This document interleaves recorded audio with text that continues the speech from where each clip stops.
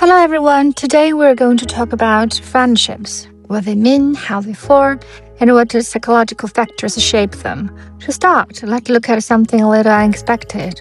Halloween costumes. Research suggests that costumes people choose can actually reveal aspects of their personality. In fact, these choices often align with what psychologists call the big five personality traits: openness, conscientiousness, extroversion, agreeableness, and neuroticism. So in a way, Halloween can become a fascinating social experiment in self-presentation. Openness to experience. People high in openness tend to be creative, imaginative, and adventurous.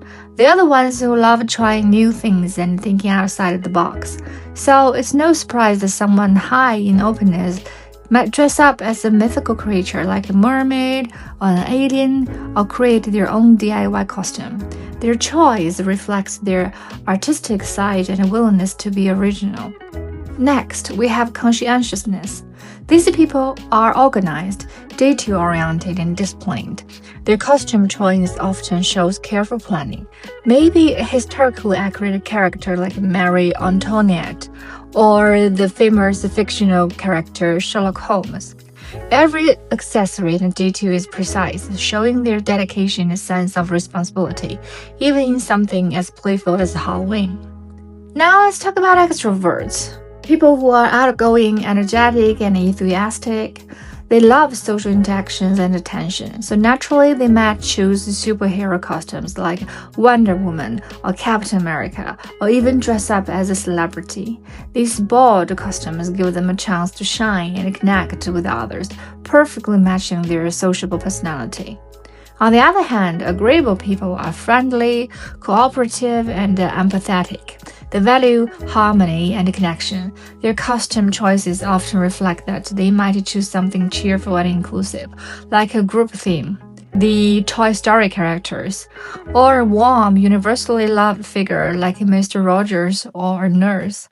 Their goal is not just to have fun, but to make others feel comfortable and happy. Neuroticism. Finally, we come to neuroticism. People high in this trait tend to be sensitive, self-conscious, or anxious. They might prefer costumes that allow a bit of protection or anonymity, like a ghost, zombie, or masked character, such as the Phantom of the Opera.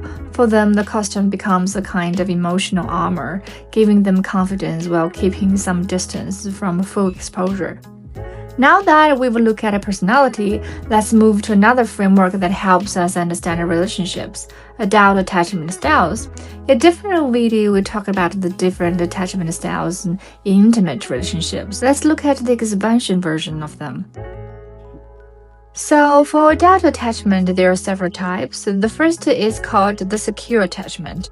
The securely attached person. Think of Sam from The Lord of the Rings. He's loyal, dependable, and confident in his friendships, especially with Frodo. Even under pressure, he stays supportive and calm, showing comfort with closeness and trust in relationships. And the second style is called preoccupied attachment. A good example is Bella Swan from Twilight. She craves closeness and connection, but constantly feels losing it. Her emotional dependency on Edward shows her anxiety about not being truly loved even when love is present. The third style is called dismissing attachment. Someone who values independence over intimacy. James Bond fits this perfectly. He avoids emotional vulnerability and rarely relies on others. He connects with people, yes, but always keeps a safe emotional distance. Finally, we have the fearful attachment style, which combines a desire for closeness with a fear of being hurt. Like Kylo Ren from Star Wars is a perfect example. He longs for connection but pushes people away out of fear of rejection and betrayal. This internal conflict, wanting love but fearing it, often leads him to sabotage relationships. And then we also have this very specific type called dismissing avoidant attachment. In practice, to see this in real-world context, we can think of Mark Zuckerberg in The Social Network, the movie. His dismissing avoidant attachment causes him to keep emotional distance, even from close friends like Eduardo. His need for independence and control isolates him, leading to professional success but personal loneliness. Now let's move from personality and attachment to the tensions that exist in our relationships. Like any other intimate relationships, friendships also suffer three major types of tensions in relationships, which are openness versus privacy, novelty versus predictability, and autonomy versus connection. How to navigate these three tensions is the key to keeping relationship dynamic and healthy. There are certain strategies for us to learn to cope with such dialectical tensions. The first, friendships are voluntary. Unlike family, friendships are voluntary. We choose our friends based on mutual interest, values, and trust because they are not forced by obligation. Friendships offer flexibility and freedom. Studies show that similarity in personality and values often predicts friendship formation. But friendships also change. Research by Poon and Chen found that about half of adolescent friendships shift over just one school year, and that is perfectly normal. People grow and so do their connections. We also know from Hartup and Stevens that people often turn to friends for emotional support precisely because the friendships are chosen. We feel safer and less judged around friends than family. And the second you need to know is that friendships are usually platonic. Friendships are often platonic, meaning they are based on emotional connections without romantic expectation. This allows genuine closeness and personal growth without the extra pressure that comes with romance. And the third is friends are usually peers. Most friends are peers. They share similar ages, life stages, or social circles. That similarity makes it easier to understand each other and maintain equality in the relationship. Fourth, friendships are governed by rules.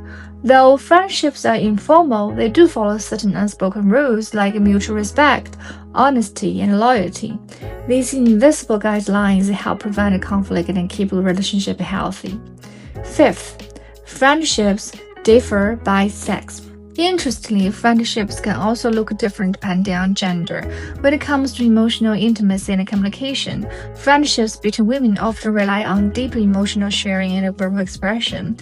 Friendships between men may focus more on shared activities, playing sports, gaming, or working on projects. And cross-sex friendships often mix both styles, though they can also introduce challenges, especially if romantic attraction arises. In terms of conflict resolution, women tend to talk things through directly, seeking emotional repair. Men often use humor or indirect communication to smooth things over. Cross-sex friendships can combine both styles, sometimes complementing each other, sometimes clashing. Now let's put this into a story we all know, the Harry Potter Golden Trial. Think about Harry, Hermione, and Ron. Each of them brings something unique to their friendship. Harry's courage, Hermione's intelligence, and Ron's loyalty. Together, these qualities balance one another and make their bond stronger. When conflicts arise, how do they handle them? Do they communicate or pull away? How do their shared experiences at Hogwarts help them understand and support each other? From them, we can learn about teamwork, empathy, and the importance of standing by our friends through challenges. Finally, let's talk about friendship in our digital age.